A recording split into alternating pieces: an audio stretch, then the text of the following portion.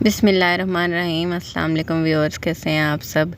आज मैं आपके साथ मज़ेदार छोले और पूरी पराठा की रेसिपी शेयर करूंगी।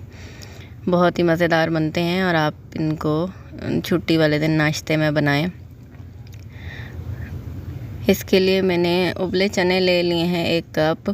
ऑयल गरम करेंगे और उसमें चॉप्ड, बिल्कुल बारीक चॉप्ड प्याज 2 अदद दरमियानी शामिल करेंगे और इसको हल्का सा लाइट ब्राउन होने तक फ्राई कर लेंगे।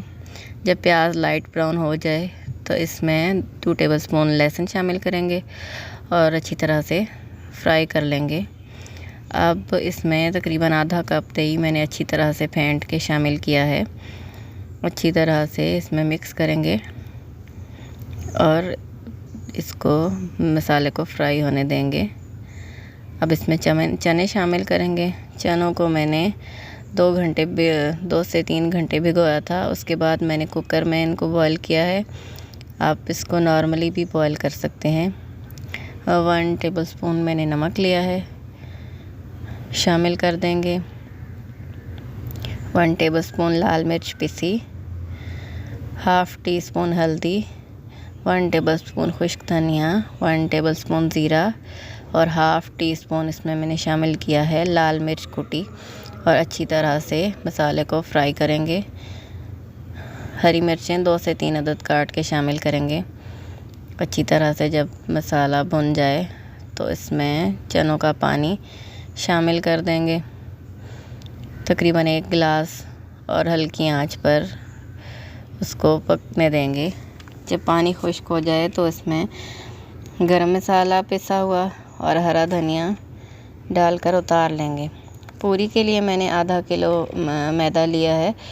उसमें 1 टेबलस्पून नमक, 2 से 3 टेबलस्पून ऑयल और पिसी चीनी हाफ़ टी स्पून शामिल करके इसको अच्छी तरह से गूंद लेंगे। बिल्कुल नॉर्मल पानी से गूंदना है और गूंद कर आधा घंटा छोड़ देंगे। आधे घंटे के बाद तमाम जो गुंदा हुआ आटा है वो लेंगे और उसको इस तरह से पूरे को बेल लेंगे। सारे आटे को पहले एक साथ बेल लेना है। इस तरह पूरी तरह से बेलने के बाद इसके ऊपर हल्का सा खुश्क मैदा डस्ट करेंगे और ऐसे रोल करके इसको पेड़ों के लिए काट लेंगे। इस तरह आप 3 से 4 या 5 पेड़े बना के इसको ऐसे रख देंगे। आधा घंटा या 20 मिनट कम से कम पेड़े बना के छोड़ देना है।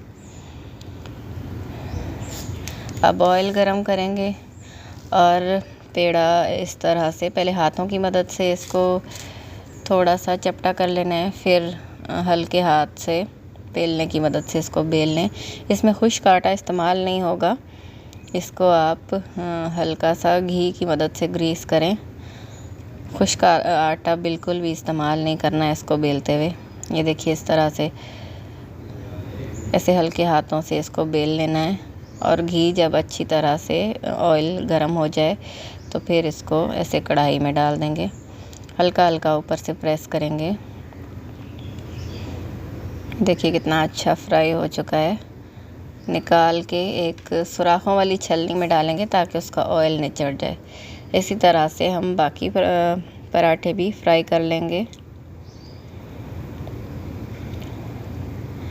ये देखिए, बिल्कुल बाज़ार जैसा